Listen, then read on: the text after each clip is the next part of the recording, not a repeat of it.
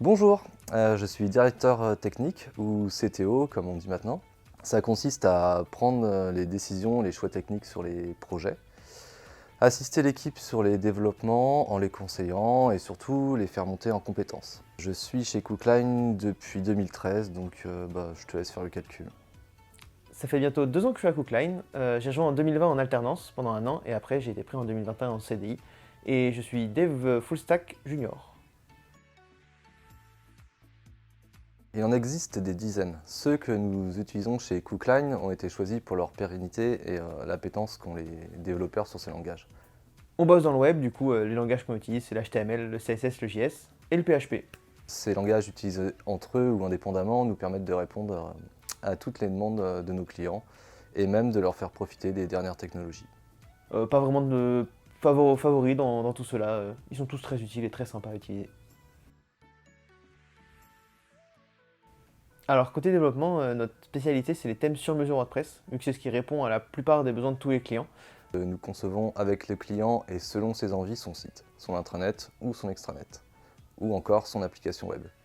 Nous nous appuyons comme base sur plusieurs CMS et frameworks que nous allons sélectionner avec soin et que nous maîtrisons totalement.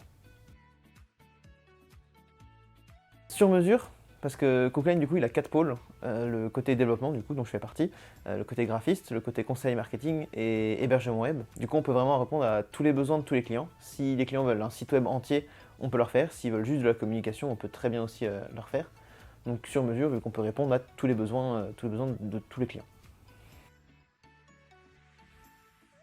Parce qu'on ne veut pas brider notre créativité et celle de nos clients en s'appuyant sur un thème tout prêt, auquel juste les couleurs changeraient ou sur lequel nous ajouterions juste des modules achetés. On conçoit le site de A à Z, ça nous permet également une excellente web performance, un niveau de sécurité excellent et surtout une satisfaction client inégalée.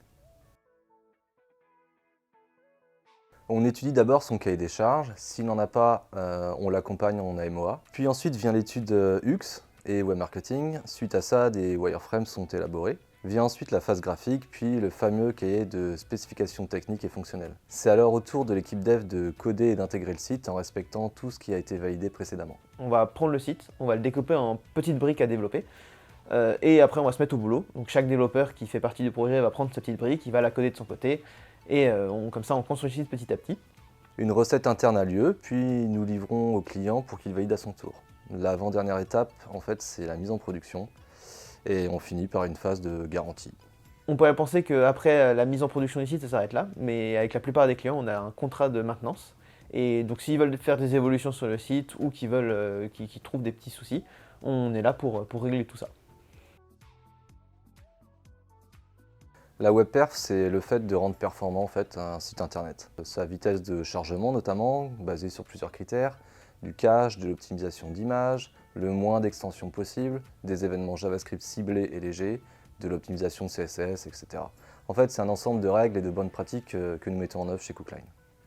Pour moi, c'est le fait de coder de façon optimisée et en prenant en compte toutes les règles de référencement naturel. Donc le but premier, c'est de réduire la taille et le temps de chargement des pages du site, tout en restant adapté à tous les supports pour que tout le monde puisse voir le site de la meilleure manière possible. Alors la journée commence toujours par un café. Après, chaque développeur connaît ses tâches à effectuer et il est autonome dans son travail. On pourrait croire que on se lève, on code et on va se coucher.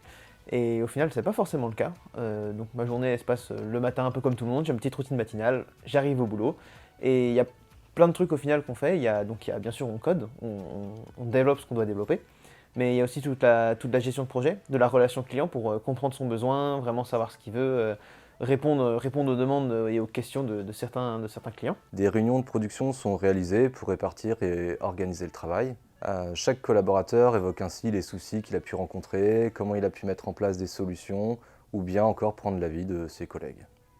Il y a aussi tout ce qui est organisation, tout ce qui est mise en production, et toute une partie de veille et de recherche et développement qu'on fait dans l'équipe dev pour toujours être au top du top, on va dire. Donc il y a des moments quand on bosse sur des gros projets, on arrive au boulot, on code et on repart et on fait la même chose toute la semaine. Mais la plupart du temps, c'est vraiment des petites tâches par-ci par-là sur plein de sujets différents et plein de projets différents. Je dirais faux, même si nous aimons tous la pizza et passons la majorité de notre temps devant les écrans. Moi, je ne peux pas nier, je fais partie de ce stéréotype. C'est mon petit plaisir en rentrant chez moi de jouer à des jeux vidéo, je ne le mens pas. Mais au final, j'ai été étonnamment surpris. Dans le web, c'est vraiment une minorité. Dans l'équipe dev, on doit être 7 et on n'est que 2 à, on va dire, vraiment jouer aux jeux vidéo dans notre temps libre. Du coup, au général, je dirais non.